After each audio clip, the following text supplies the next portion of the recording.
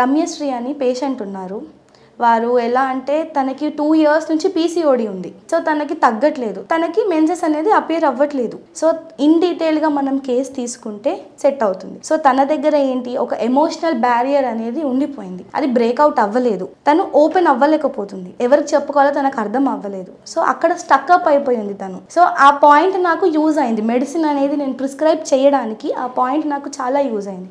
I have given her 15 డేస్కి తనే వచ్చింది, మేడం నాకు మెన్సెస్ అపియర్ అయ్యాయని చాలా హ్యాపీగా చెప్పింది తను. ఏదైతే 8 మంత్స్ నుంచి తనకి మెన్సెస్ అనేది లేదు, 2 సైకిల్స్లో కవర్ అయ్యాయి తనకి. యాజ్ ఆఫ్ నౌ ఇప్పుడు వచ్చింది. నెక్స్ట్ ఏంటి, తన లైఫ్ స్టైల్ ఎలా ఉండాలని కౌన్సిల్ చేశాను, తను ఎలా సెట్ చేసుకోవాలనేది కౌన్సిల్ చేశాను.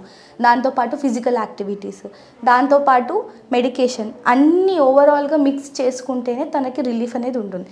అండ్ ఇంకోటి ఏంటంటే ఇప్పుడు వచ్చింది అండ్ అది కంటిన్యూ అవుతూ ఉండాలి. సో దానికి నేను ఇమ్యూనిటీ వైజ్గా కూడా బూస్టర్స్ అనేవి నేను యాడ్ చేస్తున్నాను, so that it helps her.